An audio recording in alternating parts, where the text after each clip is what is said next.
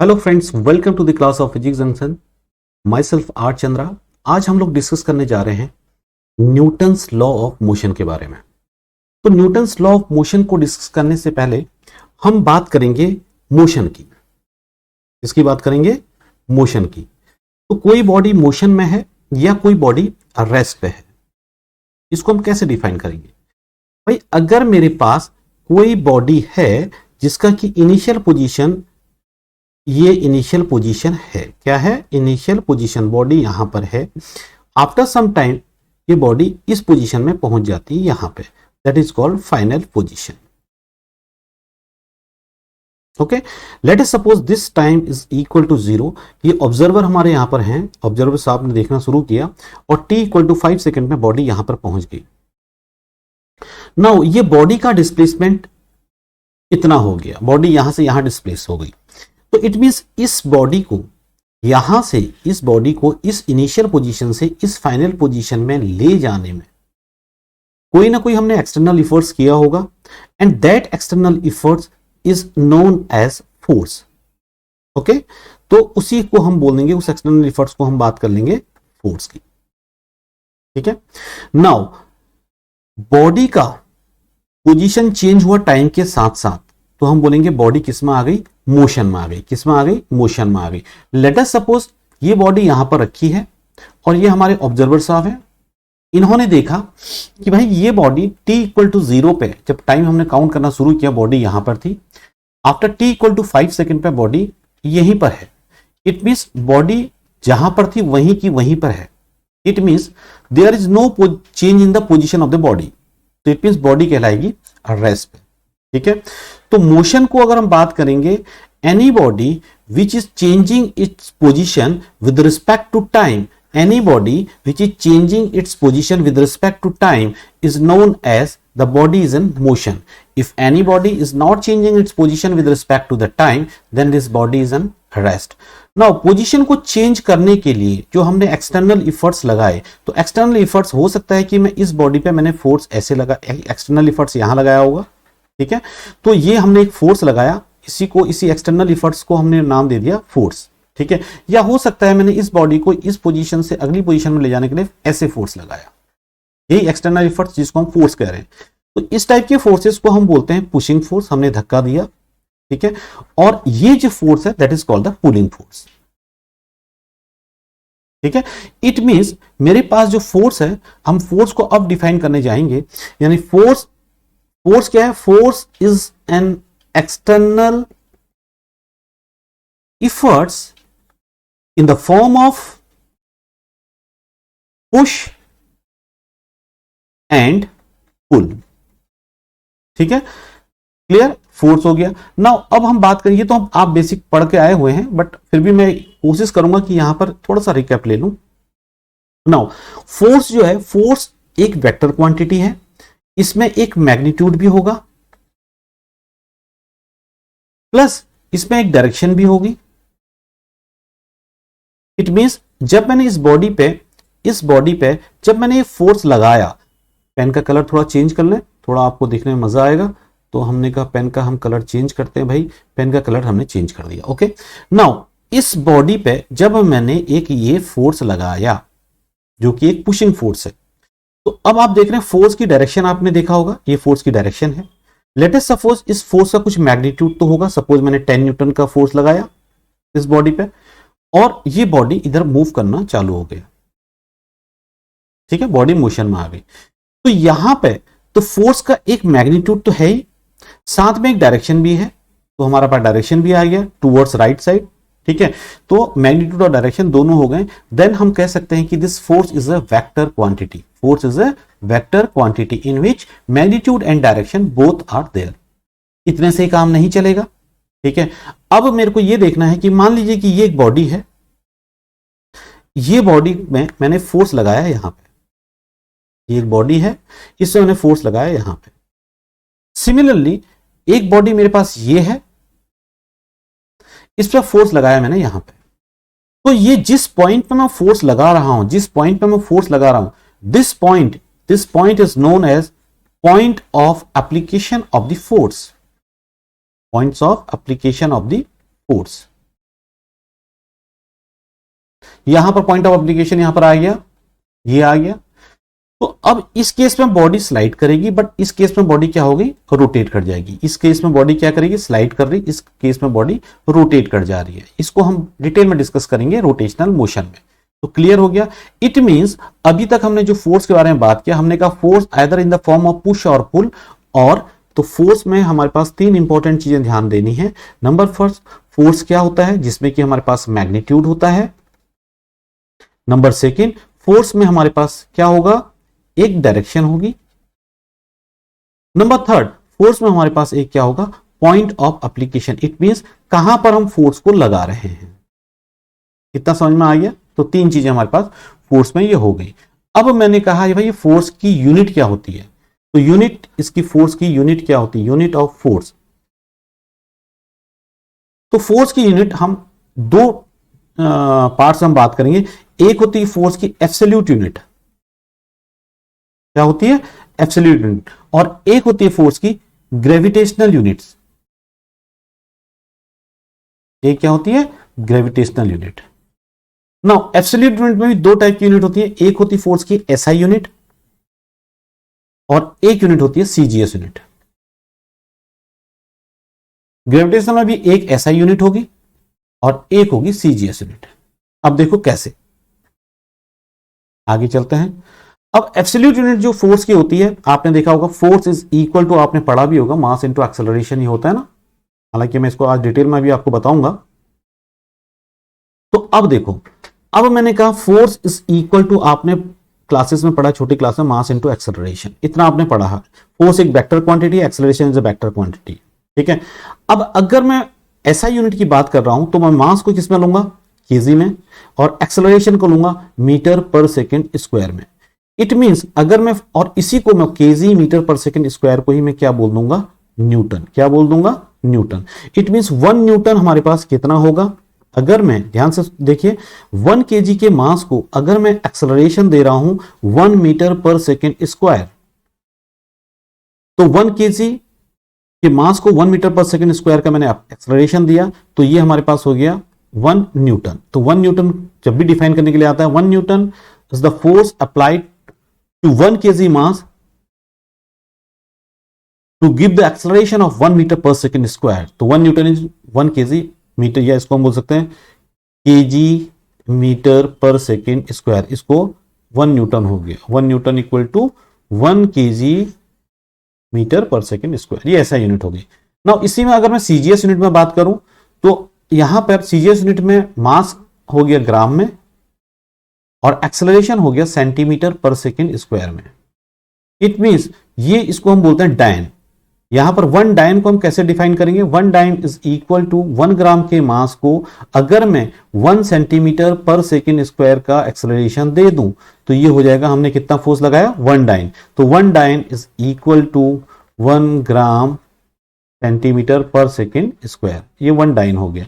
Now अगर इसी में बोलता हूं रिलेशन बताओ, न्यूटन और डायन में रिलेशन क्या होगा, तो नाउ रिलेशन बिटवीन न्यूटन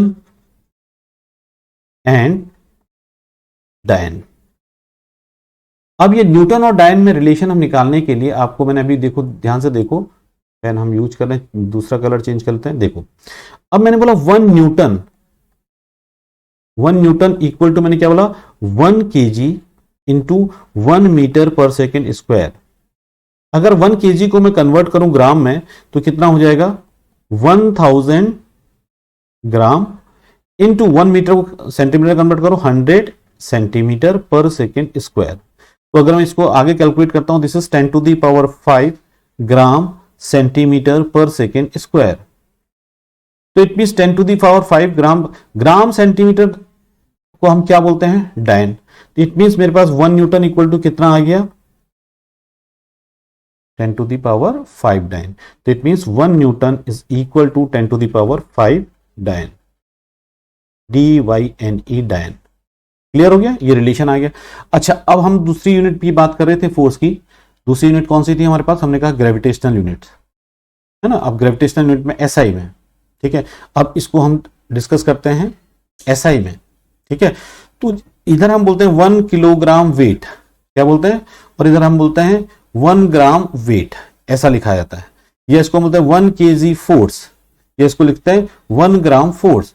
तो अगर मैं बात करता हूं 1 kg वेट या 1 kg फोर्स को हम कैसे लिखेंगे, 1 kg weight, this is equal to 1 kg into 9.8 metre per second square.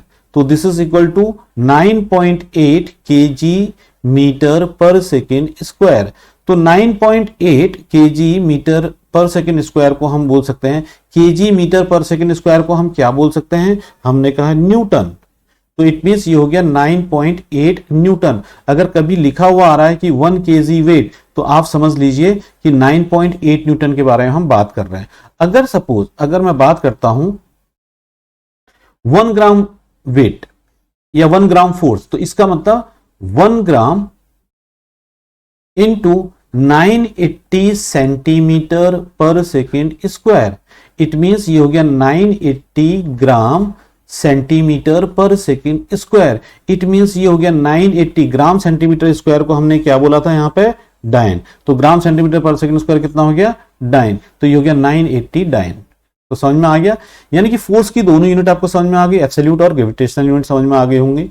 ठीक है, अब आगे चलते हैं भाई। अब हम बात करेंगे यहां पर न्यूटन्स लॉ ऑफ मोशन में फोर्स की बात, हम बेसिक चल रहा है, अभी हमने लॉ तो स्टार्ट ही नहीं किया। नाउ इधर बात होती है न्यूटन्स लॉ ऑफ मोशन में हम बात करेंगे कॉन्टैक्ट फोर्स की। किसकी बात करेंगे, कॉन्टैक्ट फोर्स। तो देयर आर कॉन्टैक्ट फोर्स क्या होते हैं, ठीक है, इसको ध्यान में रखना है। जब एक कॉन्टैक्ट फोर्स होता है, एक होता है नॉन कॉन्टैक्ट फोर्स, वो भी हम बताएंगे। फिलहाल हम कॉन्टैक्ट फोर्स की बात करते हैं। तो यहां पर बेसिकली हम कॉन्टैक्ट फोर्स को 3 पार्ट्स में डिवाइड कर रहे हैं। एक तो होता है आपका contact force, number first is normal force, number first is normal force, number first is normal force, number second is friction force, number second is friction force, and number third is tension, number third is tension. तो what is normal, अब तो normal क्या होता है अब ये देखना है। पहली बात तो कॉन्टैक्ट फोर्स, कॉन्टैक्ट फोर्स क्या होते हैं, जब दो बॉडीज एक दूसरे के कॉन्टैक्ट में आती हैं तो हम बोलते हैं कि कॉन्टैक्ट में आने से ये सारे तीनों कॉन्टैक्ट फोर्स है, तीनों क्या है, कॉन्टैक्ट फोर्स है। तो लेट अस सपोज मैं बात कर रहा हूं अभी नॉर्मल की, ठीक है, अभी यहां पर हम नॉर्मल फोर्स की बात कर रहे हैं, हेडिंग भी डाल दो नॉर्मल फोर्स, नॉर्मल फोर्स इसकी हम बात कर रहे हैं, क्लियर। तो अब ये बॉडी है, लेट अस सपोज इस बॉडी का मास m है, ठीक है, लो, ठीक है, ये एक बॉडी है। अब ये बॉडी इस सरफेस में रखी हुई है, तो इस सरफेस में ये बॉडी नीचे को इसको पुश कर रही है। नॉर्मल क्या होता है, एक पुशिंग फोर्स होता है, क्या होता है, पुशिंग फोर्स। नॉर्मल क्या है, पुशिंग फोर्स, ठीक है। तो नॉर्मल हमारे पास पुशिंग फोर्स होता है। तो अब आगे देखो, कलर चेंज कर दें, ओके। तो नॉर्मल हमने बोला पुशिंग फोर्स होता है। तो ये बॉडी ने ये ब्लॉक एक रखा हुआ है इस सरफेस में, इसने नीचे इसको पुश किया, late us suppose this force is an, normal. तो यहां पर इस सरफेस ने भी इसको पुश किया ऊपर की तरफ, ठीक है, ये नॉर्मल। तो हमेशा ध्यान रखिएगा कि जो नॉर्मल होता है, normal force is always perpendicular to the contact surface. ध्यान दीजिएगा, normal force is always perpendicular to the contact surface, okay. चलो अगर नॉर्मल में हम आगे और दूसरा बात करते हैं, क्या बात करें भाई, क्या बात करें, ओके। अब मैंने बोला एक बॉडी ये है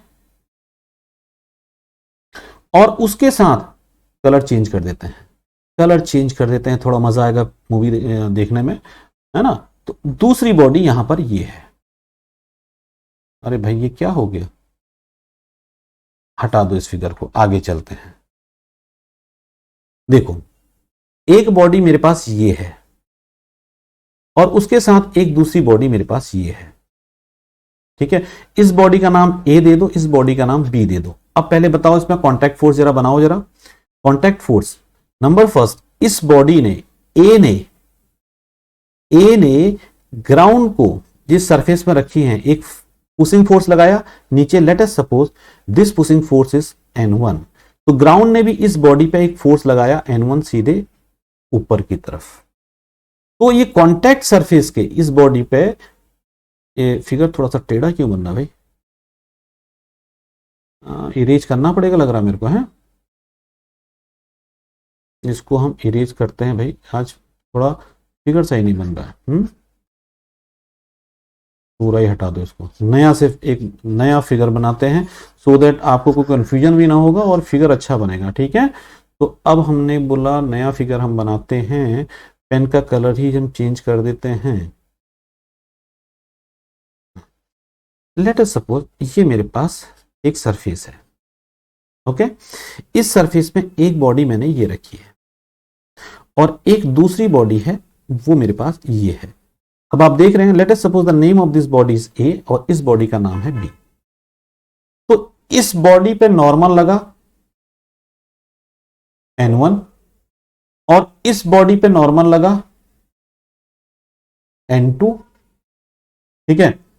एरो क्यों बन रहा है, ठीक है। नाउ ए बॉडी ने इस ग्राउंड को एक फोर्स लगाया N1, दबाया, प्रेस किया। बी बॉडी ने भी लगाया N2, प्रेस किया, ठीक है। नाउ एक कांटेक्ट फोर्स तो ये हो गया, यानी कि ये दोनों ये बॉडी और ये सरफेस कांटेक्ट में आए तो एक दूसरे पे फोर्स लगाया। ये बी वाली बॉडी और ये ग्राउंड कांटेक्ट में आया, फोर्स लगाया। अब आप देख रहे होंगे ए और बी भी तो कांटेक्ट में है, तो अगर ए और बी भी कांटेक्ट में हैं तो बी पे ए ने फोर्स लगाया इस डायरेक्शन में, इसको हम नॉर्मल फोर्स बोल सकते हैं, बी पे ए ने लगाया। सिमिलरली ए पे किसने लगाया, बी ने, तो इसको बोलते हैं ए पे किसने लगाया, बी ने। तो अब आप देख रहे होंगे ये जो कांटेक्ट फोर्सेस आप देख रहे होंगे इस बॉडी में, तो आपका कितने कांटेक्ट, अगर मैं ए की बात करूं, ए में कांटेक्ट फोर्स कौन कौन से लग रहे हैं, एक तो N1 जो नीचे ग्राउंड ने लगाया, एक ये लगाया, एक लगाया NAB यानी कि normal on A by B. ऐसी बी बॉडी में, बॉडी बी में एक फोर्स लगा N2 ऊपर की तरफ, किसने, ग्राउंड ने लगाया। एक फोर्स लगाया NBA इसने। क्लियर हो गया, ओके। तो ये हमारे कांटेक्ट फोर्स के बारे में। और यहां आप देख रहे होंगे, यहां पर कांटेक्ट फोर्स अगर मैं यहां पर देखूं परपेंडिकुलर टू द सरफेस, अगले वाले में देखूं perpendicular to the surface, left में देखूं परपेंडिकुलर टू द सरफेस, ठीक है। आप देख रहे होंगे यहां परपेंडिकुलर टू द सरफेस है, इधर perpendicular to the contact surface, ये कांटेक्ट सरफेस है, ठीक है ना। और इधर भी ये क्या है, कांटेक्ट सरफेस परपेंडिकुलर। तो हमने देखा कि भैया नॉर्मल जो फोर्स लगता है वो हमेशा कांटेक्ट सरफेस के परपेंडिकुलर लगता है, perpendicular to the contact surface, perpendicular to the contact surface. अच्छा चलो भाई आगे चलते हैं। अब हमने कहा ओके, अब मेरे को बताओ ये एक इंक्लाइंड प्लेन है, यहां पर एक बॉडी रखी हुई है। अब बताइए इसमें कांटेक्ट फोर्स किधर लग रहा है। तो मैंने बोला साहब ये बॉडी, ये जो बॉडी है, ये जो बॉडी है, देख रहे हैं, ये बॉडी इस सरफेस को पुश कर रही है, तो इसने फोर्स लगाया इसमें इधर की तरफ, और इस सरफेस ने, इस प्लेन ने इस बॉडी पर फोर्स लगाया ऐसे नॉर्मल। तो आप देख रहे होंगे this normal is perpendicular to the contact surface. Angle कितना हो रहा है, 90 डिग्री। क्लियर, समझ में आ गया। तो हमेशा ये फोर्स का डायग्राम आपको समझ में आना चाहिए, नॉर्मल फोर्स का डायग्राम। इधर भी अगर नॉर्मल फोर्स की बात करें, ये नॉर्मल फोर्स भी परपेंडिकुलर टू दी सरफेस ही लग रहा है, ठीक है, ओके। अब इसमें एक छोटा सा क्वेश्चन मैं आपको दे रहा हूं। ये सपोज एक सरफेस है, ये भी एक सरफेस है, और मैंने एक लेडर यहां पर रख दी। लेडर का कलर मैं थोड़ा चेंज करता हूं सो दैट आपको दिखने में आसानी हो जाएगी, है ना। तो लेडर का कलर हम चेंज करते हैं किससे, ये कलर से। देखो ये मैंने एक लेडर रख दिया। अब मेरे को बताओ find direction of the contact force, direction of the contact force on the ladder. Ladder पे मेरे को बताओ, ओके। तो अब आप बना लिया होगा आप लोगों ने, पॉज कर लो स्क्रीन को, देख लो एक बार। ओके अब हम बताते हैं। अगर इस लेडर के इस पॉइंट को मैं देखूं या लेडर के इस पॉइंट को मैं देखता हूं, ये पॉइंट इस सरफेस को टच कर रहा है, कांटेक्ट में है, तो ये सरफेस के परपेंडिकुलर, इस सरफेस के परपेंडिकुलर नॉर्मल लगेगा ऐसे। Late us suppose this is N1, यहां पर ये इस सरफेस को टच कर रहा है, तो इस सरफेस के परपेंडिकुलर, बार बार मैं बोल रहा हूं कि normal is always perpendicular to the contact surface, तो यहां पर नॉर्मल लग गया ऐसे, this is the normal force. Okay, अच्छा इसमें मैं एक एग्जांपल और देता हूं आपको। लेट अस सपोज ये मेरे पास एक सरफेस है और इसमें लेडर का मैं कलर चेंज कर देता हूं, अभी लेडर का कलर मैं चेंज कर देता हूं। लेडर का कलर हम चेंज करते हैं, ये देखो ये एक लेडर है, लेडर थोड़ा टेढ़ी बन गई चलेगा, बट लेडर है ऐसा है। नहीं मजा आया, इधर देखते हैं, आगे चलते हैं, आगे चलते हैं, इधर बनाता हूं फिगर थोड़ा सा। नहीं चलो, ये ये एक सरफेस है, ये एक सरफेस है, ठीक है। अब मेरे को बताओ, ये एक लेडर है, ठीक है। अब इस लेडर पे कांटेक्ट फोर्स बताओ कहां की तरफ लग रहा होगा। तो हमने बोला भाई ये एक कांटेक्ट पॉइंट है, ये भी कांटेक्ट पॉइंट है। अब अभी तक तो हम बोले थे कि साहब ये सरफेस है, ये सरफेस है, सरफेस के परपेंडिकुलर। अब यहां पर कैसे हम लेडर पे लगाएंगे, तो आप ये देख रहे होंगे इस कांटेक्ट पॉइंट के लिए ये जो पोर्शन है, अब मैं थोड़ा कलर अब यहां चेंज करना पड़ेगा तभी आपको समझ में आएगा, ध्यान से देखना। ओके, इस कांटेक्ट पॉइंट के लिए, इस कांटेक्ट पॉइंट के लिए ये एक सरफेस हो गई, तो इस सरफेस के परपेंडिकुलर ये लगा नॉर्मल, और यहां पर इस पॉइंट के लिए ये कांटेक्ट सरफेस हो गई, ये कांटेक्ट सरफेस के परपेंडिकुलर। समझ में आ रहा है? तो ऐसे हमारे पास फोर्सेस लगेंगे। चलो अभी इसी में एक क्वेश्चन हम और करते हैं, ये ध्यान में रखना, ये फोर्स रिजोल्यूशन आपको समझ में आना चाहिए। लेट अस सपोज ये मेरे पास एक सरफेस है और एक सरफेस ये है, लेडर रखी मैंने ऐसे, ठीक है, ये लेडर है मेरे पास। अब बताओ इसमें कॉन्ट्रैक्ट फोर्स, तो आपने बोला यहां पर ये टच कर रहा है, तो साहब ये हमारे पास सरफेस हो गया, तो यहां पर कॉन्ट्रैक्ट फोर्स लगा ऐसे, यहां पर ये पॉइंट टच कर रहा है बट ये सरफेस हो गई, तो इस पे कॉन्ट्रैक्ट फोर्स लगा ऐसे। समझ में आ गया कि कॉन्ट्रैक्ट फोर्स हम कैसे लगा सकते हैं? क्लियर, समझ में आ गया? तो ये हमने नॉर्मल के बारे में बात कर ली। अब हमने तीन टाइप के कॉन्टैक्ट फोर्स बोला था। नंबर फर्स्ट हमने बोला था नॉर्मल फोर्स, सेकंड हमने बोला था फ्रिक्शन। अब ये फ्रिक्शन क्या होता है, फ्रिक्शन फोर्स क्या होता है ये, और तीसरा फोर्स था मेरे पास टेंशन। भाई साहब ये तीनों जो फोर्स हैं, these all are contact forces, these three forces are contact forces. ये कब कॉन्टैक्ट फोर्सेस कब लगेंगे, जब एक बॉडी दूसरे के कॉन्टैक्ट में आएगी तभी जाके कॉन्टैक्ट फोर्स ये लगेंगे। चलो नॉर्मल का तो हमने देख लिया भाई कॉन्टैक्ट फोर्स। अब चलो बात करते हैं फ्रिक्शन, हम बात कर रहे हैं फ्रिक्शन की बात है, फ्रिक्शन फोर्स। हालांकि फ्रिक्शन एक बहुत बड़ा चैप्टर है, मैं आपको डिटेल में बताऊंगा, बट अभी मैं एनएलएम में बेसिक बता रहा हूं, जिसमें कि हम लोग आगे अभी इक्विलिब्रियम देखेंगे, न्यूटन्स फर्स्ट लॉ की बात करेंगे, फिर सेकंड लॉ की बात करेंगे, फिर थर्ड लॉ की बात करेंगे। फिलहाल उसको समझने से पहले हमें ये मालूम होना चाहिए फ्रिक्शन फोर्स आपने पढ़ा होगा, बाकी 9th-10th में भी पढ़ा होगा थोड़ा बहुत तो फ्रिक्शन, लेकिन मैं इसको बताता हूं आपको। लेट अस सपोज ये मेरे पास एक सरफेस है और इस सरफेस में ये एक बॉडी है, ठीक है। अब इस बॉडी पे मैंने, इस ब्लॉक को मैंने इधर एक फोर्स लगाया F, और ये इस सरफेस में रखी हुई है, ठीक है, एक सरफेस में रखी है। दिस सरफेस इज रफ, एक रफ सरफेस है, ठीक है। तो अब फ्रिक्शन क्या है, फ्रिक्शन हमेशा क्या करता है, फ्रिक्शन हमेशा रिलेटिव मोशन का अपोज करता है। अब रिलेटिव मोशन क्या होता है भाई, अगर मैं देखूं ये जो सरफेस है, ये जो ग्राउंड है, ये क्या है ग्राउंड, और ये है ब्लॉक, तो ये ग्राउंड सरफेस के रिस्पेक्ट में ये ब्लॉक किधर जा रहा है, आगे की तरफ मूव करेगा, मोशन आ जाएगा इसमें। तो ये ग्राउंड इसको आगे नहीं ग्राउंड नहीं बोलेगा कि तुम आगे जाओ, ग्राउंड की इच्छा ये रहेगी कि ये हमारे साथ ही रहे। एक गाना सुना होगा आपने, छोड़ेंगे ना हम तेरा साथ ओ साथी मरते दम तक। तो यहां पर फ्रिक्शन की भी कहानी कुछ ऐसी है। तो अब क्या करता है, ये जो ग्राउंड है इस ब्लॉक के, ये जो ब्लॉक है ये ग्राउंड के रिस्पेक्ट में आगे जा रहा है, तो ग्राउंड इसमें क्या लगाएगा, एक फ्रिक्शन फोर्स पीछे की तरफ लगाएगा। वो चाहता नहीं है कि हम दोनों के बीच में रिलेटिव मोशन हो। ओके, अब जो ये अपने पास F जो फोर्स लगाया है, जब ये ब्लॉक आगे जाना शुरू हो गया है, तो इधर ग्राउंड देख रहा है ये आगे जा रहा है, बट ब्लॉक के रिस्पेक्ट में अगर हम देखें ग्राउंड को, तो ग्राउंड उसको लगेगा पीछे जा रहा है। तो ग्राउंड पर उतना ही सेम फ्रिक्शन फोर्स आगे की तरफ लगाएगा। इतना समझ में आ गया।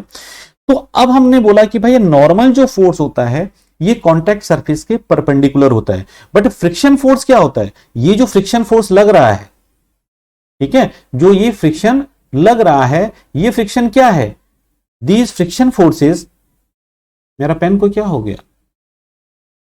हाँ, ये जो फ्रिक्शन फोर्स है, ये जो फ्रिक्शन फोर्स है, ये friction forces are parallel to the contact surface. आप देख रहे हैं कांटेक्ट सरफेस के पैरेलल ये फ्रिक्शन फोर्स लग रहा है, कांटेक्ट सरफेस के पैरेलल ये फ्रिक्शन फोर्स लग रहा है। ठीक है, तो नाउ अब हम डिस्कस करेंगे नेक्स्ट फोर्स कौन सा आता है हमारे पास? टेंशन। अगला कौन सा आता है? टेंशन।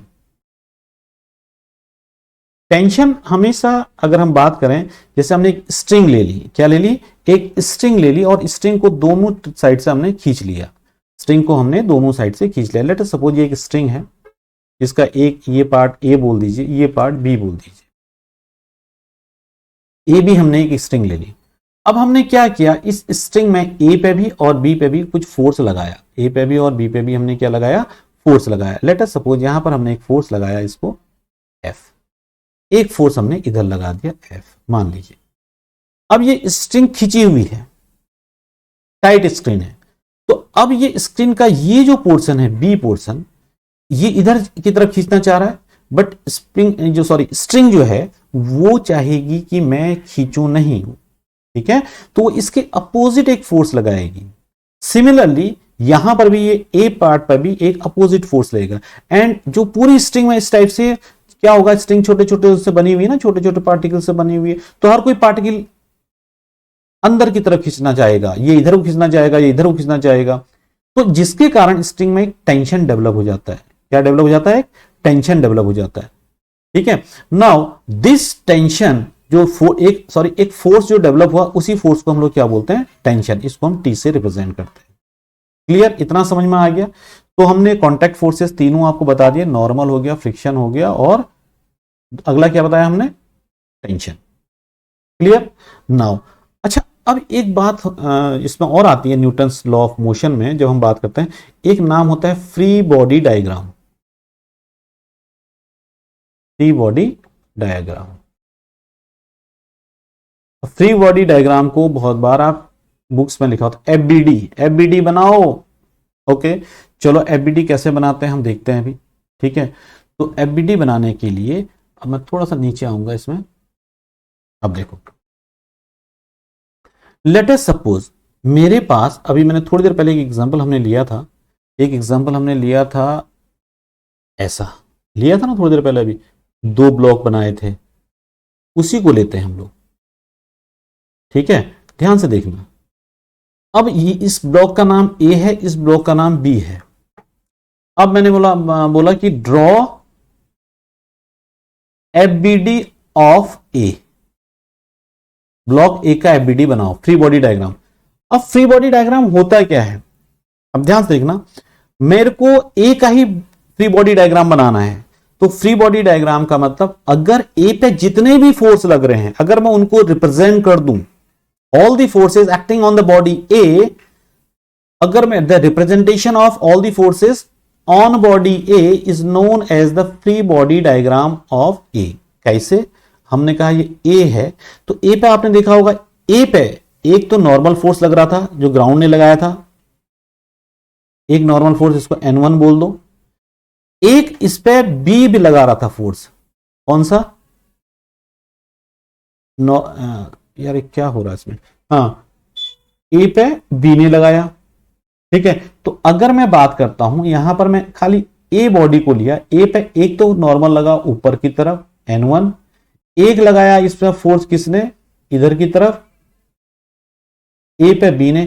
अच्छा, एक चीज, let us suppose the mass of the body is M1, B का मास है M2, तो इसमें एक M1G नीचे की तरफ लगेगा, ग्रेविटेशनल फोर्स Mg। तो दिस, इसके अलावा कोई फोर्स तो लग नहीं रहा बॉडी ए पे। तो हमने क्या किया, सारे फोर्स को रिप्रेजेंट कर दिया यहां पे, बॉडी ए पे यही तो फोर्स लग रहे थे, तो ये that is called the free body FBD of A. चलो अब बी का जरा एफबीडी बनाओ। हमने कहा देखो बी बॉडी को उठा लो, यहां पर रख दो। बी का मास हमने बोला था m2 है, एक तो इसका लग गया m2 नीचे की तरफ, m2g ग्रेविटेशनल फोर्स, एक इस पे नॉर्मल फोर्स लगा था जिसको हमने बोला था n2, और एक यहां पर ए बॉडी ने भी तो इस पर एक फोर्स लगाया था नॉर्मल, तो एक फोर्स यहां पर ए ने बी पर भी तो लगाया था नॉर्मल, बी ए ने, तो एक फोर्स ये लग गया नॉर्मल कॉन्टैक्ट फोर्स बी पे ए ने लगाया। तो ये फ्री बॉडी डायग्राम किसका हो गया? बी का, एफबीडी ऑफ बी। क्लियर? अच्छा चलो अब एक इंक्लाइन प्लेन में हम फ्री बॉडी डायग्राम बना के देखते हैं वो कैसा होता है।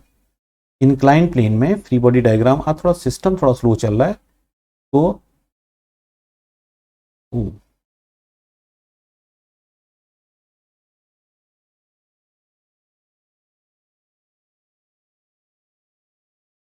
ठीक है, चलो ठीक है, अभी आ गया। अब हमने कहा अगर सपोज ये एक इंक्लाइन प्लेन है, इस इंक्लाइन प्लेन में ये थीटा एंगल से घूम रहा है, सॉरी इंक्लाइन प्लेन का जो इंक्लिनेशन है दैट इज एंगल थीटा, घूम नहीं रहा भाई, अभी मत घुमाओ इसको। मान लीजिए कोई बॉडी यहां पर रखी हुई है, कोई एक बॉडी यहां पर रखी हुई है, तो इस बॉडी का हमें फ्री बॉडी डायग्राम चाहिए। और फ्री बॉडी डायग्राम हमें बनाना है तो फ्री बॉडी डायग्राम हम कैसे बनाएंगे? देखो अब ये बॉडी का मास लेट अस सपोज m है। अब ध्यान से देखना, किसी भी बॉडी में, कोई भी बॉडी है उसमें हमेशा एक ग्रेविटेशनल फोर्स एक्टिंग डाउनवर्ड्स हमेशा लगता है अगर इसका मास m है। ठीक है, इसका मतलब इसमें भी एक इसका ग्रेविटेशनल फोर्स mg नीचे की तरफ लग रहा होगा। अब दूसरा मैंने कहा इसमें कॉन्टैक्ट फोर्स भी रहेगा जिसको नॉर्मल बोलते हैं। इस ब्लॉक ने इसको दबा रखा है इधर की तरफ और ये दबाएगा इसको, तो हमने कहा एक नॉर्मल फोर्स ऐसे लगेगा परपेंडिकुलर टू दी सरफेस, ये नॉर्मल लगा। ठीक है, तो अब इस बॉडी में अगर आप इस बॉडी की बात करें, इस बॉडी में दो फोर्स लग रहे हैं, एक तो लग रहा है नॉर्मल, एक लग रहा है mg। ये इसका फ्री बॉडी डायग्राम हो गया। अब आप बोलोगे साहब हमारी बुक में तो बहुत सारे फोर्सेस दिखा रखे थे इसमें, बिल्कुल दिखाए होंगे। अब ये बॉडी ये रेस्ट पे है, अभी यहां पर सपोज ये रेस्ट पे है, अभी कहीं मूव नहीं कर रहा है, मैं इसकी बात कर रहा हूं, अभी रुका हुआ है। तो अभी फिलहाल मैंने इतना बनाया, लेकिन अब जरा ध्यान दीजिए, ये दो फोर्सेस तो लग गए। अब मैं बोलता हूं ये इंक्लाइन प्लेन है, अब थोड़ा सा आगे चलते हैं। अब ये बॉडी हो सकता है एक स्मूथ सरफेस है, ये क्या है? एक स्मूथ सरफेस। अब हम बात करेंगे, स्मूथ सरफेस तो रुकेगी नहीं भाई ना बॉडी, तो अब इसमें इस फोर्स को हम रिजॉल्व करेंगे। क्या करेंगे? फोर्स को हम रिजॉल्व करेंगे।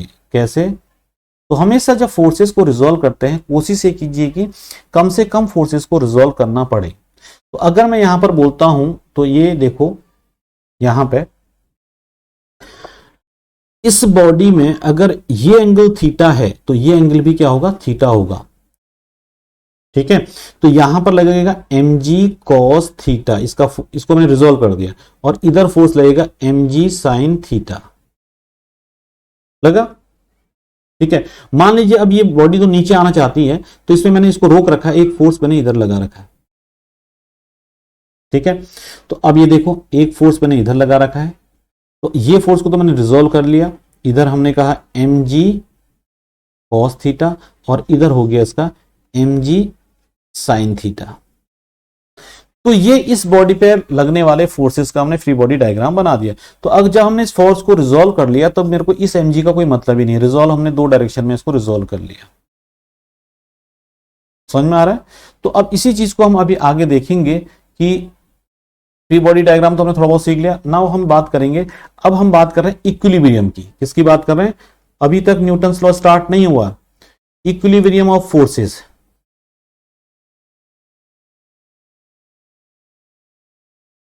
Equilibrium of forces. अब मैंने बोला ये एक ब्लॉक रखा हुआ है, इसका मास mg नीचे लग रहा होगा, इस ब्लॉक पर एक नॉर्मल फोर्स ऊपर लग रहा होगा, तो इसका एफबीडी बनाओ। हमने कहा साहब ये ब्लॉक ले लो, उठा लो, इसमें एक फोर्स mg ये लग रहा है और ये नॉर्मल लग रहा है। अगर ये बॉडी इक्विलिब्रियम में है तो ये बॉडी इक्विलिब्रियम में है, तो इसका मतलब एक्सेलरेशन हमेशा ध्यान रखना, इक्विलिब्रियम ऑफ फोर्सेस कब होता है, जब F net, net force on the body is zero. तो अगर मैं बोलता हूं इस बॉडी का फ्री बॉडी डायग्राम ये है, तो एफ नेट अगर इसमें जीरो है, नेट फोर्स इसमें जीरो है, तो इसका मतलब क्या है, जो फोर्स ऊपर लग रहा हुआ normal is equal to mg, तभी ये बॉडी इक्विलिब्रियम में रहेगी। क्लियर। अब मैं एक इसमें क्वेश्चन आगे, अगला क्वेश्चन देता हूं आपको, 2 मिनट। हाँ, अब देखो, ये इंक्लाइन प्लेन है एंगल थीटा से, यहां पर एक ब्लॉक रखा है, इस ब्लॉक में this is a smooth surface, surface पूरी स्मूथ है, एक फोर्स में कितना लगाऊं, इस ब्लॉक का मास m है, ठीक है। इस ब्लॉक में मैं कितना फोर्स लगाऊं, find F so that the block is in equilibrium। Okay, अब मैं अगर मैं फोर्स नहीं लगाऊंगा तो ब्लॉक नीचे आ जाएगा, अगर मैं फोर्स नहीं लगाऊंगा तो ये ब्लॉक कहां आ जाएगा, नीचे आ जाएगा। ओके, तो मैंने कहा साहब ऐसा है। अच्छा, इस पर एक चीज आप ध्यान से देखना, मैं ये बहुत काम की चीज है, आपके पूरे मैकेनिक्स में आपके काम आने वाली जो मैं बताने जा रहा हूं, ध्यान से सुनो इसको थोड़ा सा। देखो, ये एंगल में हमेशा बच्चे लोग कंफ्यूज हो जाते हैं, तो मैं उनको आज उनका कंफ्यूजन दूर करता हूं, जो मैंने सीखा। देखो, अभी थोड़ी देर के लिए आप ये फ्री बॉडी डायग्राम भूल जाओ, है ना। मान लीजिए कि मेरे पास ये 2 लाइन है, अरे यार तुमको समझाने से पहले तो मेरी लाइन वैसी गायब हो जाती है। तो मैं इसको आई से डिलीट करेगा, नहीं करेगा, मैं इसको ऐसे डिलीट कर देगा, ठीक है, ये हो गया डिलीट। ओके, अब देखो, मान लीजिए मेरे पास एक लाइन ऐसे है और एक लाइन ऐसे है, ध्यान से देखना। अब ये दोनों लाइन क्या है, एक दूसरे के परपेंडिकुलर है, ये 2 एरो बना दिए मैंने, ठीक है। अब मैं थोड़ी देर बाद क्या करूंगा, अब मैं थोड़ा सा तुमको एक कलर यूज करता हूं, ध्यान से देखना, बिल्कुल भी ध्यान मत हटाना, ये काम की चीज है बहुत। अब सपोज मैंने कहा इस पूरे को थोड़ा मैं घुमा दूं, कैसे, ये लाइन को मैं, जो हॉरिजॉन्टल लाइन थी उसको मैं इतना एंगल घुमा दिया, यहां पर लेके आ गया, ये पूरा एक ही, आप बोलिए ना, इसको मैंने क्या कर रखा है, हिंज, मतलब पूरा जोड़ रखा है ये लाइन को, ए बी और ए सी, ये 2 लाइन है, ये 90 डिग्री पे मैंने जोड़ रखा है, जैसे होता ना वो कारपेंटर लेके आता ना अपने घर में एक इस टाइप का बना हुआ, जिसको फर्मा बोलते हैं, राइट। तो अब ये, तो अब जब मैं इसको मान लिया, लेट अस सपोज मैंने 30 डिग्री घुमा दिया, तो 30 डिग्री घुमा दिया तो ये बी वाला पोर्शन यहां चले जाएगा और सी वाला किधर चले जाएगा, वो इधर पर आ गया। तो अगर मैं यहां से हॉरिजॉन्टल से 30 इसको मैंने रोटेट किया, हॉरिजॉन्टल से 30 रोटेट किया, तो ये वर्टिकल वाला भी जो सी लाइन है, ए सी लाइन है, वो भी रोटेट हो जाएगी कितने से, 30 से। इट मींस कंक्लूजन क्या निकला, अगर कोई लाइन, ध्यान से सुनो ध्यान से, अगर कोई लाइन थीटा एंगल घूम रही है हॉरिजॉन्टल से, अगर कोई लाइन थीटा एंगल घूम रही है हॉरिजॉन्टल से, तो एक दूसरी लाइन, एक जो दूसरी लाइन है वो वर्टिकल से उतना ही एंगल घूम रही, कितना, थीटा एंगल। अब इसको मैं थोड़ा सा और चेंज करूं, if any lines makes an angle theta with horizontal, then any other line which is perpendicular to the line makes angle theta with vertical। ये वर्टिकल हो गया, नहीं समझ में आया, सुनो, ये एक लाइन है, अभी ये एक लाइन है, या ये मैंने कहा ये एक फ्रेम मान लो, एक फ्रेम मान लिया मैंने, नॉट फ्रेम ऑफ रेफरेंस था, खाली एक फ्रेम मान लिया, ये एक फ्रेम मान लिया जो कि ये एग्जैक्ट 90 का है, ठीक है। अब अगर कोई लाइन, मैं फिर दूसरे कलर से बनाऊं, ध्यान से सुनना, ये बहुत इंपॉर्टेंट चीज है। मेरा पेन का कलर क्यों चेंज नहीं हो रहा, ओके अब होगा।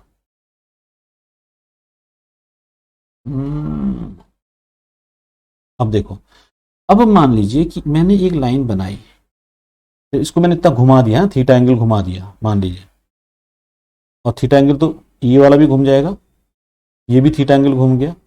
अब देखो शुरुआत में अगर मैं बात करता हूं, ये एक लाइन थी, अगर ये लाइन मेरे पास ए बी लाइन थी और इसको मैंने ये ए बी डैश लाइन हो गई, ये ए सी लाइन थी, ये ए सी डैश लाइन हो गई, तो A B line, A B dash line, sorry A B dash line और ए सी डैश लाइन, ये दोनों लाइन देख रहे हो, ए बी डैश लाइन और ए सी, अगर ये ओरिजिनल में ए बी और ए सी अगर ये 90 बना रहे थे, तो जब मैंने थीटा एंगल घुमाया तो ये दोनों लाइन भी तो ये भी तो 90 बनाएंगी, ठीक है। तो इसका मतलब मैंने हॉरिजॉन्टल से थीटा अगर इसको घुमाया तो वर्टिकल से भी ये जो लाइन जो परपेंडिकुलर है वो भी थीटा एंगल घूम रही है, ये ध्यान में रखना। तो नाउ अब ये बताने का जरूरत क्यों था मेरे को, मैं आपको बताता हूं।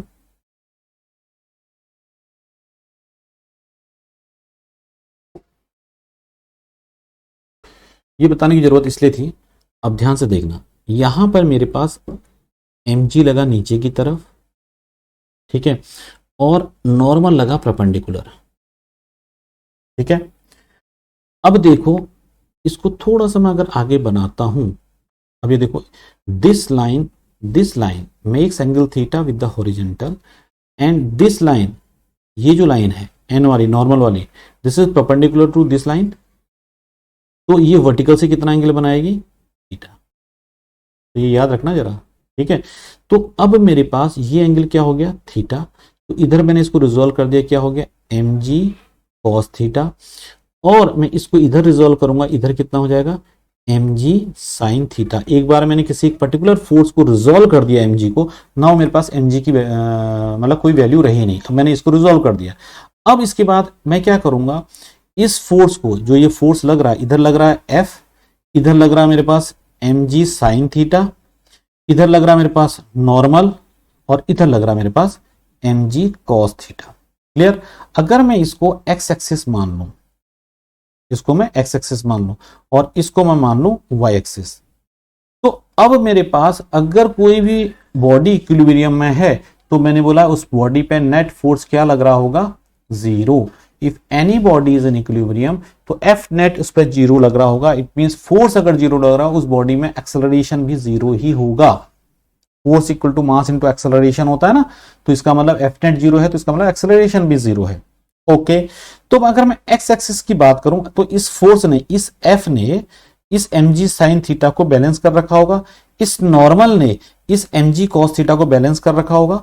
तो मैं बोल सकता हूं कि f इज, अगर मैं x एक्सिस में बात करूं, अगर मैं बात करता हूं x एक्सिस में, तो f is equal to mg sin theta, एक इक्वेशन बन गई हमारे पास।